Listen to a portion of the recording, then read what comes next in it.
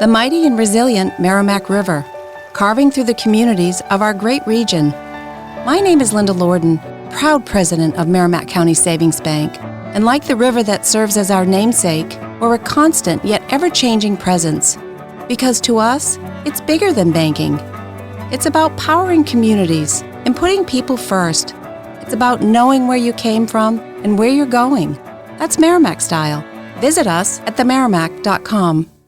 Welcome to Radical Personal Finance, a show dedicated to providing you with the knowledge, skills, insight, and encouragement you need to live a rich and meaningful life now while building a plan for financial freedom in 10 years or less. My name is Joshua. I'm your host. And on today's podcast, I want to continue our financial goals that everyone should set series with goal number 7, which is to own a dwelling place free and clear. Own a dwelling place free and clear. In this podcast series, I'm giving you goals that I think should be universal. That if everyone had this goal and was working towards achieving it and or achieved it, our world would be better off. There's nothing here that wouldn't make your life better. And this one here really, really matters. Own a dwelling place free and clear. Now, the first question that will be obvious is, why is Joshua using that funny phrase, dwelling place, instead of the more obvious home, right? Own a home free and clear, or the also obvious house, own a house free and clear. And the reason is I want to expand your mind beyond it.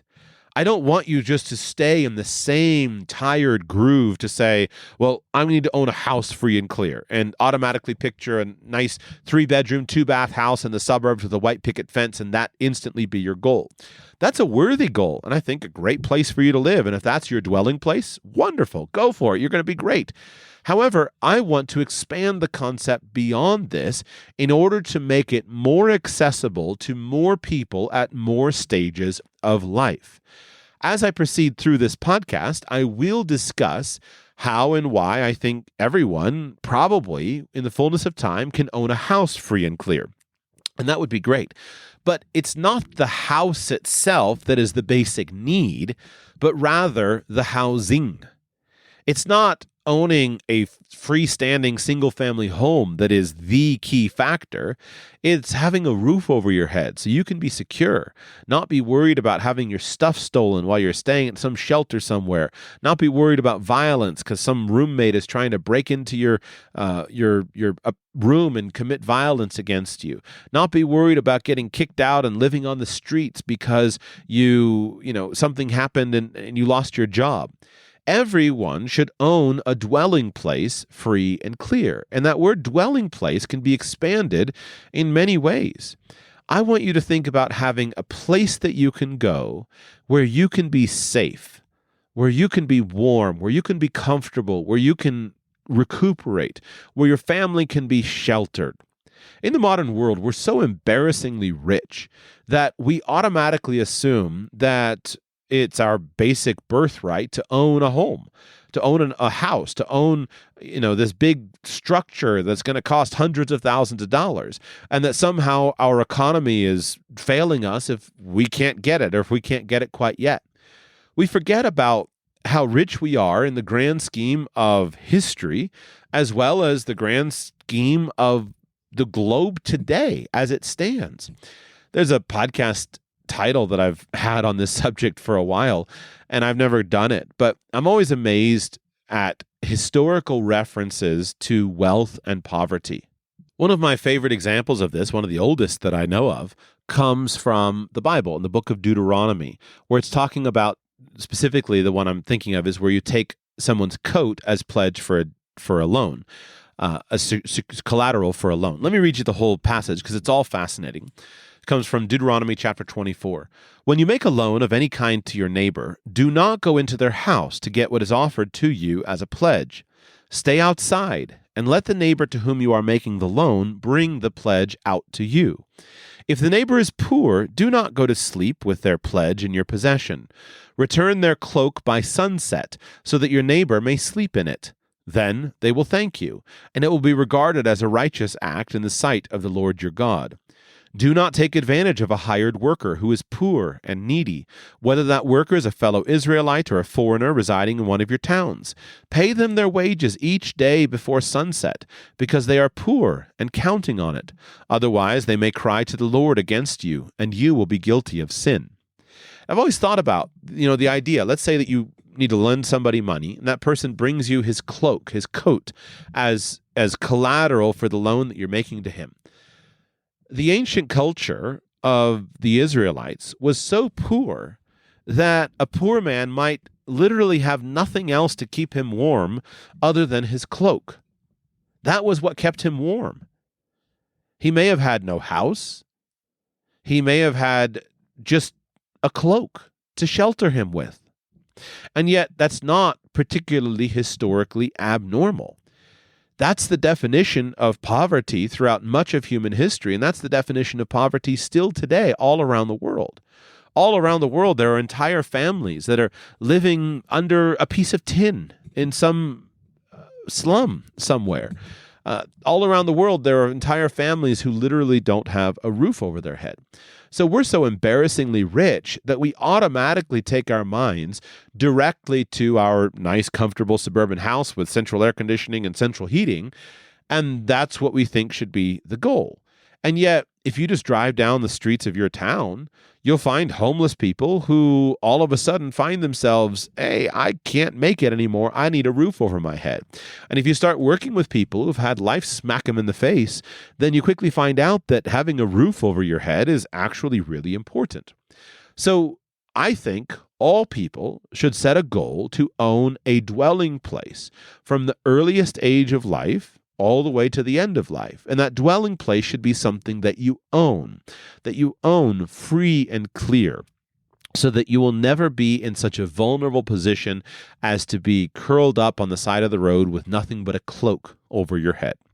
The dwelling place, what would be some examples? Well, it can be anything, and the specific example would change based upon who you are, where you're from, what's available to you, the city that you're in, things like that.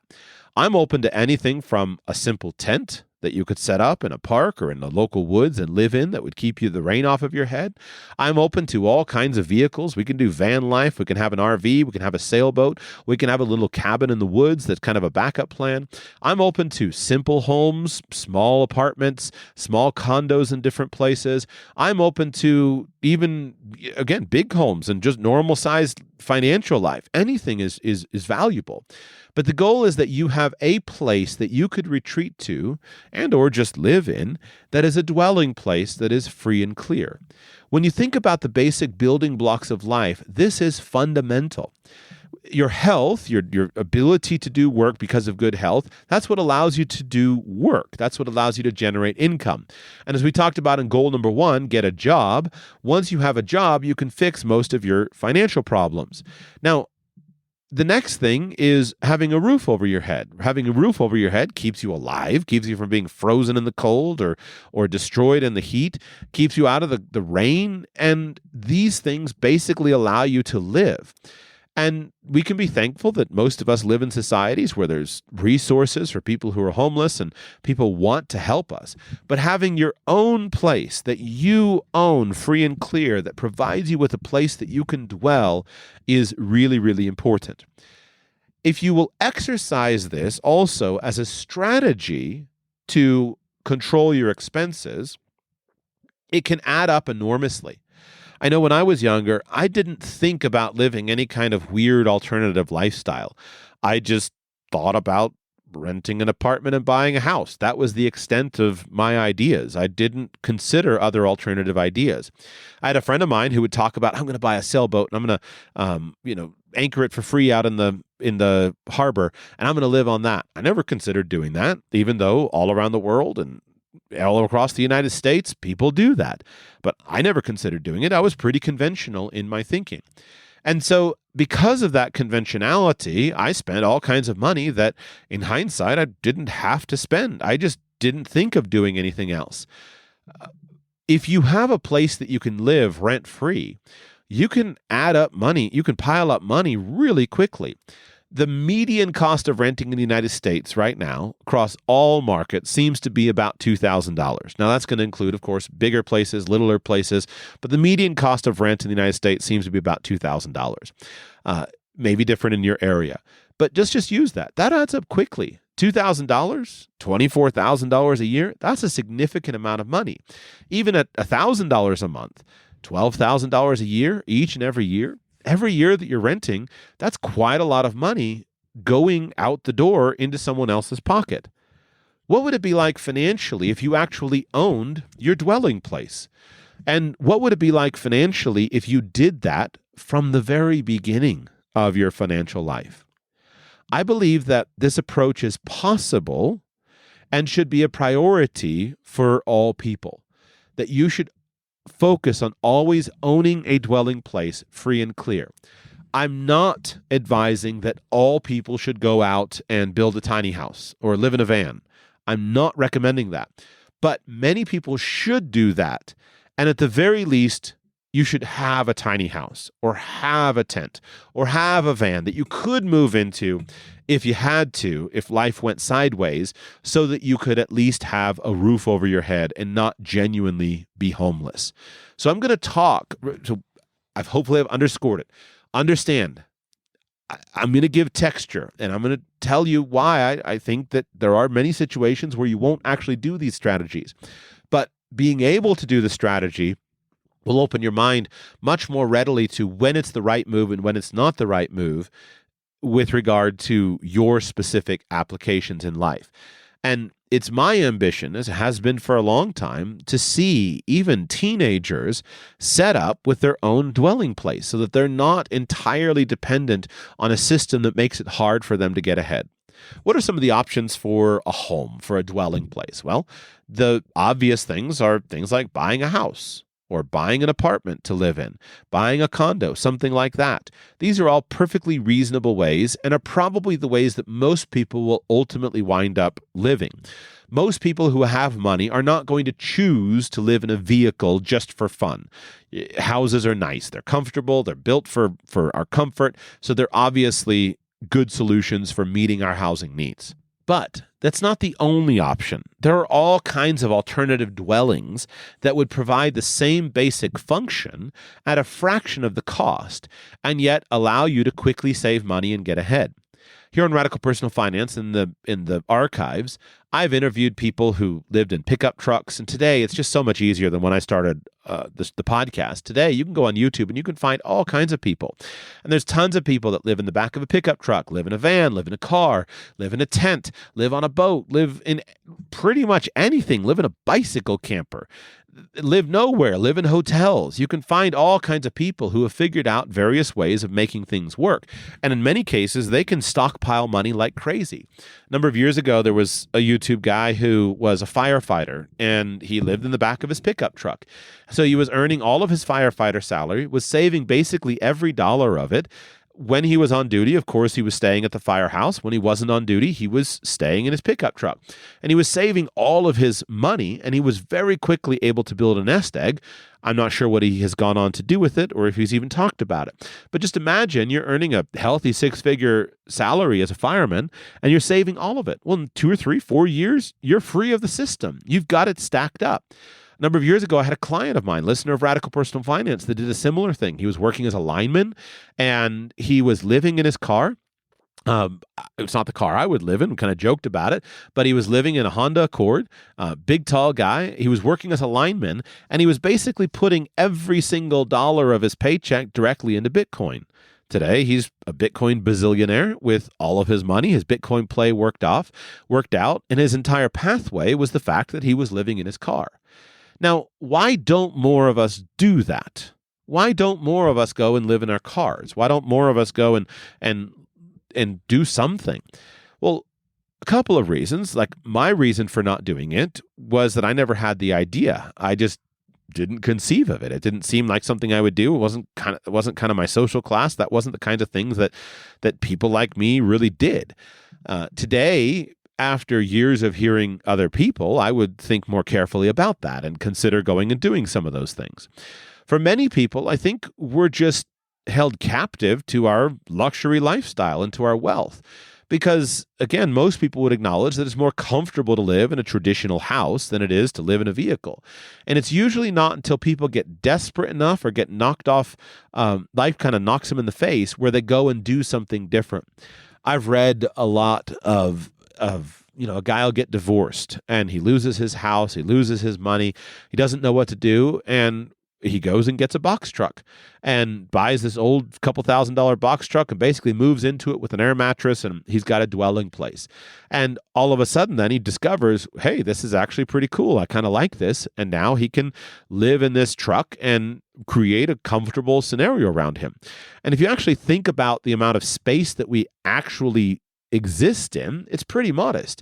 You could take a 16-foot box truck, and as many people will show you with their renovation work, you can make a luxury apartment in a 16-foot box truck, but you can basically park it in any parking space and have your own space. If you go back historically and you look at the size of a cabin that a guy would live in with his entire family, it's not much bigger than a box truck is. And yet you have this thing that you can buy for a few $1,000s that you can live in, that can be yours, that you can own, and you can live in rent-free. And again, many variations on this: a truck, a trailer, a boat, an RV, a van. Those are all kind of road mobile versions of it. Seagoing versions of it, a shanty boat on a river, a houseboat, a sailboat for deep water cruising. There's all kinds of water-based options for this. If you're going back to the land, you can build a cabin, buy yourself a little scrap of land somewhere, build a cabin, have a tent, something that gives you the ability to live, but yet does it cheaply, is available to anybody. And these lifestyles, while they're not as comfortable for many people as living in an apartment, they're not necessarily uncomfortable. With the miracles of modern technology, it's more comfortable to live in a tent or live in a boat than it ever was. If you were to go back, and let's say you were going to go to some place where there's a strong history of this, narrowboating in the United Kingdom, for example, and you were to go and live in a narrowboat 50 years ago, you wouldn't have very many modern conveniences. You would have a coal stove to keep you warm. You would have a kerosene stove to cook on. It just wasn't nearly as comfortable as it is today. Today, you would, of course, get yourself a nice battery bank system that you could charge from various places. This allows you to run all your electronics, run lights, things like that super easily. You have all kinds of ways to cook, all kinds of fuels, all kinds of things that make cooking pretty simple, all kinds of ways to have entertainment, communications. Everything is pretty easy today with all of these modern technologies. So why don't we do more of them? Again, ideas, or we're just captive to our wealth and luxury, or to other people's opinions of us. This would be, as someone who's kind of influenced by other people's opinions of me, probably unduly so, this would also be something that would affect me. And that I would say, well, I don't want to be like that because I don't want to be unconventional, which is really silly. But in today's world, one of the benefits is I see a lot of people who've come up with various unconventional ways to do it, but yet make it really cool and classy and make it really attractive. If you put the right filter on your tent, then you can have or your van life, you can have a monster following because you show the good side of it, and then just ignore kind of the not so good side of it in your public postings. And so I'm glad that people are finding this and people are discovering this. And I want to encourage this. So the idea for you or for me or for our 15-year-old nephew would be to say, what would it look like in your context for you to own a dwelling place free and clear? I would love it for us to do more of that in the conventional space. In the Archives of Radical Personal Finance, I've interviewed home builders, people who teach people how to build homes using simple technologies. Once again, we live in a time of embarrassment of riches. If you live in a place where you're not restricted by building codes, pretty simple for you to go and build a structure for yourself. All kinds of neat technologies that using very sustainable building practices to just build a structure. And you can do this for a few thousands to tens of thousands of dollars. In some places, you can do things like shed conversions. A lot of people have done this really successfully. They'll go and buy a pre-manufactured shed that you can save some thousands of dollars for, maybe tens of thousands. Bring that in. That can work within your local coding regulations, and then you just go ahead and finish it off, insulate it nicely, make it comfortable, bring in that mixture of technologies that I described that make life really doable. And if you can deal again with permits, occupancy permits, and find a little place to put it, you can have your own dwelling that will keep the roof off of your head and allow you to build from using something like a shed conversion. You can also then look at the vehicle place. I've seen teenagers who have worked with their parents and done something like build their own tiny house on a trailer. And the idea is it's on a trailer. Junior can tow this thing to college, and he has his house to live in. Some people will do this with a vehicle. If it were me, if I were a single guy, I would myself live full-time in a truck camper. It's the best kind of lifestyle that I know of that I like. Is I would have a truck camper. Whenever you want it off the truck, you just take it off, you set it in a friend's yard, or rent a little space behind someone's house and gives you a livable, basically a hard-sided tent that you can live in on the ground. Or whenever you want to move it, you pop it on the truck and you have that. You want to do stealth camping, you can do stealth camping. You have all the modern amenities, everything's ready for you. And you can get into that lifestyle for some, again, under 5 figures for an older used model that's sufficient, or of course some tens of thousands of dollars for newer, more modern gear. All of that's available. I like that setup more than I like van camping, although I acknowledge that they all have an option. And so if you work with your teens and you help them develop some kind of housing solution, it could be a boat. I don't need to keep repeating all these options.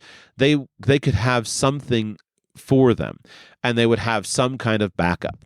I even think this matters just in terms of choosing a car. I recently was advising a young person on buying a vehicle, and this person was wanting to upgrade. She wanted to upgrade from a car that she had that she felt was too small, and she wanted to get a mid-size SUV. And I pleaded with her. I said, listen, what's the point of the mid-size SUV? Why don't you want a minivan? And I said, the minivan would give you, of course, all these other benefits. And one of them is that you now have something that you can sleep in, that you could travel in. It's super comfortable. I've spent at least 2 weeks, not months, but at least a couple of weeks living in a minivan, kind of just the standard issue minivan is super comfortable way to camp in. You can fit, without any modifications, without building anything, you can fit a twin size mattress in a minivan. And the great thing about it, it's heated, it's cooled. If you need to run the engine overnight, it costs probably $15 or $20 of gas to run the engine overnight for cooling or for heating. It's simple, it's easy, it's straightforward. It just is a wonderful way to travel, having a mattress in the back of your minivan. It's not quite as sexy in your pictures as, you know, our friends who have a beautiful 1957 Vanagon Volkswagen camper, but it's the same basic idea. It's just toss a bed in the back of a van and boom, you're on the road. You've got it. And so if I had a college-bound daughter and she wanted a bigger vehicle, I would try to get her a minivan, because at the end of the day, if you need a roof over your head and you need a place to sleep comfortably, you can sleep comfortably in the minivan. It provides you with all of these benefits. One time I did this for a trip.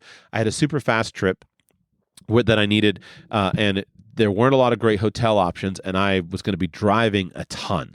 And so I flew into a city. I rented a minivan. Specifically in that case, because I didn't have storage space, I rented a Dodge Grand Caravan. The important thing there is that, is it called Chrysler now? Anyway, it was whatever the version of. The important thing about that vehicle is simply that they have their stow and go seats, so all the seats go flat, so you can get a rental car, and then you just fold all the seats down, and you've got a completely flat floor.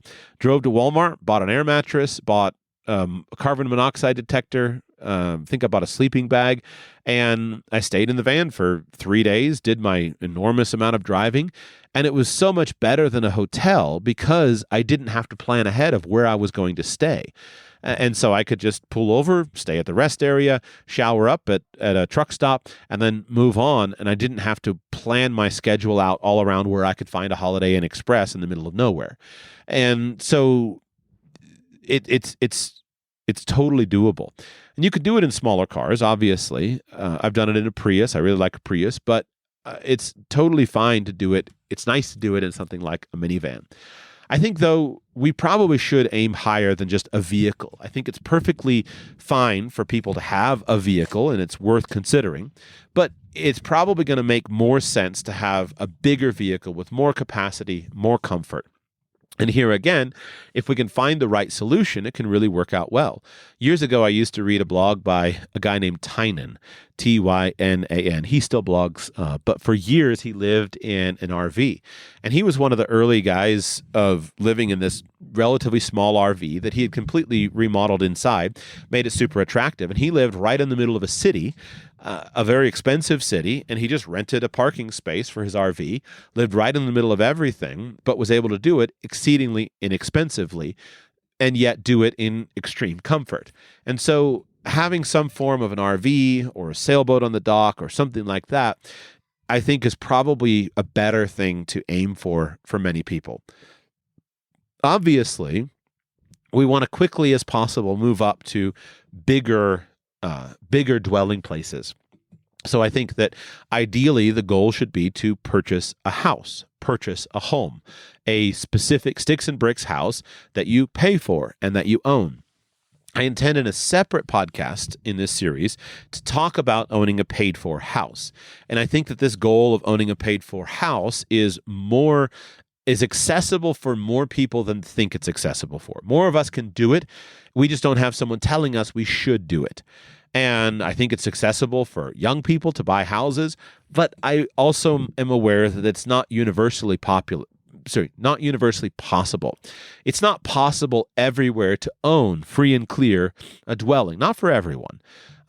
More possible for more people in more places than you might imagine, but it's certainly not the case for all people. There's a big difference between buying your own house free and clear in South Bend, Indiana, versus Miami, Florida. Those are two very different places. And so it's not accessible for everyone, but it should still be a goal. And even if you are living a conventional lifestyle, you have a traditional home that you live in, you have a mortgage, and that's what's working for your family, you're not going to change out of that anytime soon. Even if that's you and you're living that kind of conventional lifestyle, totally fine. You should still have some kind of dwelling place that you own free and clear, so that if your current lifestyle collapsed on you, you'd have something to fall back on. My kind of standard suggestions, the simplest for this is a genuine livable tent, something like a wall tent. Think in your mind of what they use out in the mountain west of the United States, a nice canvas wall tent that you would see at elk camp. Something like that you've paid a few $1,000s for, that you have available to you. If your life fell apart and you keep it, inside, keep it in storage. If your life fell apart and you had to move out, it's a lot easier to go to a friend and say, hey, listen, things are bad right now. Could I set up my tent in your backyard or on the back part of your farm or on some vacant land that you have? Could I set up my tent and be there for a couple of months while I figure out the next step?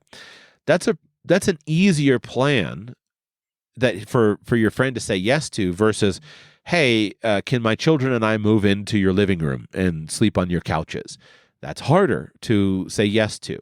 But if you have your own dwelling that provides you with that, then you've got a place to go that you could retreat to. And with the combination of all the stuff that we use, you can shower at the gym, you can get water from your friend's garden hose, you've got your Jackery power bank or whatever it is that you have for electricity to run your cell phone charger and run your Starlink internet connection. You'll be able to stay out of debt. You'll be able to not face rental costs. You'll be able to put your family back together because you own a dwelling place. You can move up from there. You might have an RV, but make sure that you own your RV. Don't just buy it on payments. Own your RV. I've worked with families over the years, had significant financial problems. Find out they got an RV. Great. Move into the RV. Sell the house. Get a job. Fix the problems. Go traveling for a bit. You can live pretty inexpensively in an RV. And if you've got a good place to park it, it can provide a valuable backup situation for you. That's why I love RVs so much. You could do this with simply purchasing an apartment or a house in another place. There are lots of places around the world, maybe not where you live right now, but there's lots of places around the world where you could purchase a house there, or you could purchase a home there. Sorry, an apartment there is what I was trying to say. You could purchase an apartment there and have it as a backup. All across the United States, once you got out of the major downtown markets, you can purchase homes, cabins, apartments very inexpensively for 5 figures, low 5 figures in some cases. And so you may not want to live in that particular little town in the Midwest or that particular little town in upstate New York all the time. But having a place that you could go to if you had to, that would really be beautiful. You can go to Italy and purchase yourself one of these €1 homes that's available and put, $8,000 or $10,000 or $20,000 or $30,000 into renovating it. You may not want to live there all the time, but having that home that you own could be really valuable to you. You might get an IKEA house in Japan, in one of those free and super cheap empty vacant houses that they're giving away with Japanese depopulation out in the countryside of Japan. Or you might just keep the trailer that your grandmother left to you and have it. You figure out the individual application of it. My point is, you're going to be better off if you have a dwelling place that you can live now, and you can eliminate the cost of renting, and you can provide a roof over your family's home. And if it doesn't work in any creative way for you to live in an alternative dwelling place now, and you have to live in a conventional lifestyle with a mortgage, with debt, it'll be valuable peace of mind for you to have some kind of dwelling place that you could retreat to if your life fell apart. You don't need to live an unconventional lifestyle forever, but if you'll live an unconventional lifestyle for a few years, you'll probably be decades ahead. That's one of the themes of what I'm trying to talk to you about. I talked about this most on Live on Half Your Income, Spend Half, Save Half. If you can do that for a few years, you'll be a few years behind your friends in terms of their consumption patterns, but you'll be decades ahead of them. And these tools that I'm describing in this show about own a dwelling place free and clear, this is similar. You may be a few years behind your friends who automatically move into big rental apartments with beautiful floor-to-ceiling windows that they spend thousands of dollars a month to maintain, and then they wake up at 10 years later and wonder, why am I not getting ahead? But if you'll be the guy when it's easy for you to live in the truck camper parked behind someone's house for 2 or 3 years and bank 100% of your pay because you eat at the job site and everything else is provided for you, then you can waltz right into the downtown area in the town that you really want to live in and go ahead and stroke a check and pay cash for the really great family home that will then be your next instantiation of owning a dwelling place free and clear. I don't want anybody to be forced into homelessness. True homelessness is brutal. Makes it very difficult to be productive, to keep a job, any of that stuff. So you got to plan ahead and recognize I could be forced into that. So how can I not get forced into it? Well, I need to own a home or a dwelling place free and clear. Thanks for listening to today's podcast. I hope it's stimulating, hope it's enjoyable, and I hope that you've gained something from it. Don't keep yourself locked into a conventional financial system only mindset. Nothing wrong with a conventional path, but sometimes it pays to be unconventional or, dare I say it, radical.